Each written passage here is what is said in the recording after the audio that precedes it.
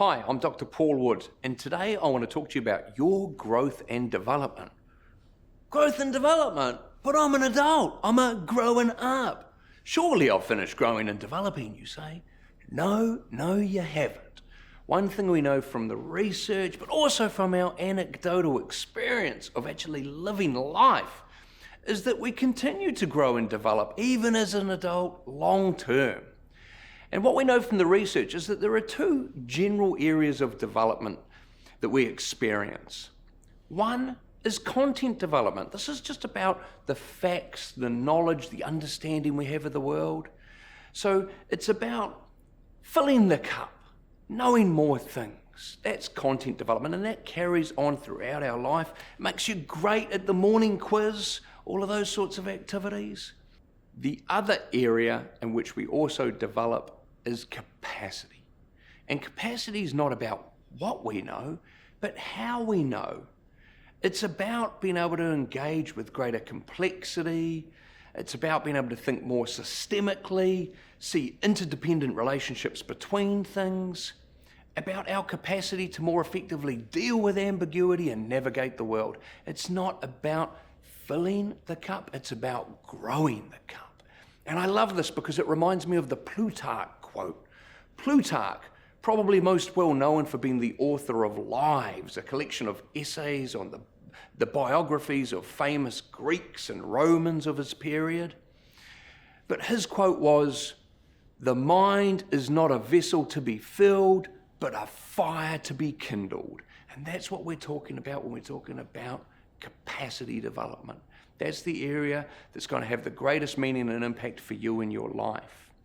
And one of the things that we know from the research that's been undertaken internationally, particularly by a Kiwi who we've exported to the US and who focuses on research around leadership effectiveness, a guy, Nick Petrie, is that there are just some key common ingredients which, when they come together, often lend themselves towards capacity development. The first of these ingredients is heat experiences. Anyone who's spent any time around me will have heard me talking about the value of getting out of your comfort zone before. And that's what we're talking about when it comes to heat experiences. We're talking about trying new things that require us to try new ways of thinking, behaving, and acting, where there's a risk of not getting it right, where we feel a bit of stress, where the heat is on. In order for us to grow and develop as adults, when it comes to that capacity, we need to be exposing ourselves to heat. We need to be getting out of our comfort zones. The next ingredient that's got to be in the mix is colliding perspectives. What are colliding perspectives? I see things this way. No, I see things this way. Colliding perspectives. That is when we encounter different ways of thinking about and understanding the world. And it requires us to be out of our echo chambers. It requires us to be exposed to other people who have different ideas, different ways of understanding the world. So we need heat experiences, we need colliding perspectives, and the final ingredient we need is elevated sense making. Elevated sense making? What's that? That's when we actually stop to pause and reflect and try and understand what this all means. It's interesting because there are different ways of thinking about this. You know, sometimes in psychology we talk about the fact that we just spend our days focused on admin. I need to get this done, I need to get that done in both my professional life and both my personal life. But we don't spend as much time thinking about ourselves and our lives strategically, stopping to think about, hang on a second, who do I want to be in the world? How can I more effectively and deliberately progress in that direction? Because we're so busy doing stuff. We need to actually stop and pause and reflect to make meaning of our experiences and to think about who we want to be, and that's elevated sense making. Sometimes in the literature around adaptive leadership, we talk about the balcony and the dance floor. Think about it like this. On a day-to-day basis, you're on the dance floor, you are making your sweet, sweet moves. You can hear the music, you can see the people immediately around you, and I'm sure you have some super sweet moves that it's really enjoyable to bust out. But what we need to be able to occasionally do in terms of our lives and in terms of leadership is to actually be able to get up on the balcony and have a broader perspective, to be able to say, hey, why are those two people over by the bar? Who's that at the exit? And why is that person still busting out moves from a tune that finished 5 minutes ago? We need to be able to get up on that balcony to have a broader perspective. And that's what elevated sense making is about. I'm sure all of us know people who regularly encounter heat situations where there's adversity and challenge. They collide in terms of their perspectives with other people, but they don't make any meaning of it. They don't learn anything from it. They just carry on in the cycle. We need to be stopping and pausing to make sense of things, and that's elevated sense making. But there are certain attributes that make it more likely that we're going to bring those ingredients together. In order for us to experience heat, we need to have the courage to get out of our comfort zone. We need to be prepared to embrace and lean into feelings of vulnerability, feelings of unpleasantness and uncertainty. We need to be able to lean into those. And that's not easy because we don't like that feeling. We don't like uncertainty. To give you an idea, in 2018, they did a piece of research where they gave participants 2 options. First option, low intensity electric shock at random. Second option, significantly stronger electric shock right now. Guess what most people prefer, team? That's right. Most people would rather have a stronger physical pain that's certain and predictable than deal with the stress and vulnerability associated with not knowing when something's coming.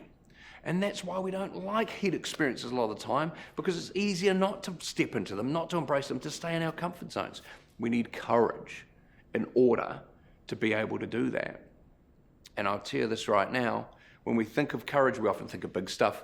Willie Apiata winning a Victoria Cross in Afghanistan, someone jumping into the Hutt River to rescue a Labradoodle when it's in flood, big stuff. But actually, courage is something we all have the capacity to exercise on a daily basis. Anytime we choose to feel vulnerability, we choose to feel uncertainty and to still take the action that's required for us to really be authentic and really be effective. Anytime we do that, your courage is getting a workout, and that courage, like a muscle, the more you exercise it, the stronger it gets, the easier it is to use. You know that. You've heard me say this before. If you've watched any of my material before, if you've seen me before, courage is required for heat to happen. Colliding perspectives, on the other hand, what does that require from us? That requires connection. We need to actually be in contact with other people. We need to be engaging with those who might come from different backgrounds than ourselves, see the world in different ways, have different ideas and beliefs.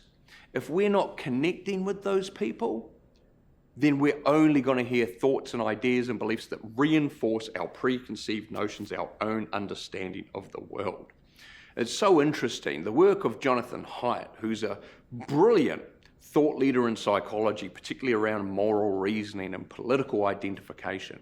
He talks about how impossible it normally is for people to shift anyone else's view or opinion in terms of political policy and ideas, because we all go in with this preconceived idea that we're so right, and we don't actually connect with those and really try and empathize and understand those who see things in a different way from ourselves. We avoid those colliding perspectives, but we need to be connected with others in order to make those happen. And when it comes to elevated sense making, what do we need there? We need curiosity. We must be curious. We must be open-minded and interested in terms of making sense of the world, open-minded to changing our ideas. And what are some of the ways that we can look to really sort of cultivate that curiosity? A great way is through action learning, action reflection. And this is where we do actually stop to pause and get on the balcony and go, what happened here? What worked well that I would do again? Is there anything that didn't work as well as it could that I might do differently going forward? I'll tell you this right now. Any leadership or personal development you might do, it's going to add value to you. But I'm going to give you a pro tip right now the curiosity, action, reflection, action learning pro tip that can supercharge you, that can truly unleash you in terms of your personal potential. And that's this: once a day, every day, at the end of the day, spend 2 minutes asking yourself this: what have I learned from today? That simple act, that simple habit of reflecting on your experience and your learnings on a daily basis will unleash you if you prioritize it, if you're curious enough to spend that time making sense of the world, up on the balcony. So team, when it comes to unlocking your potential, when it comes to really growing as much as you can, growing the cup, not filling the cup, increasing your capacity for complexity, systemic and interdependent thinking, navigating your way, solving problems in previously unexperienced circumstances, the way you do that is by experiencing heat. That requires courage from you. Having colliding perspectives, that requires you to be connected across others, to not be in your own echo chamber, and to engage in elevated sense making, which requires curiosity. Which of those attributes do you need to cultivate to make sure that you're getting those ingredients that's truly going to have you living the most rich and fulfilled life possible? And I'll tell you what, that's how you get a rich and fulfilled life, is you pursue your potential through your own growth and development. You know, these days we get caught up in the idea of pursuing happiness, being happy, this transitory, pleasant emotional experience that we can have occasionally. But actually, the original word that happiness is a derivative of, eudaimonia, the Greek word, it wasn't about feeling pleasant. It was about the joy and satisfaction that you get as you strive towards your potential, as you grow and develop into who you could be. So team, be happier with your life by pursuing your potential, by growing and developing, by cultivating those attributes. Go team.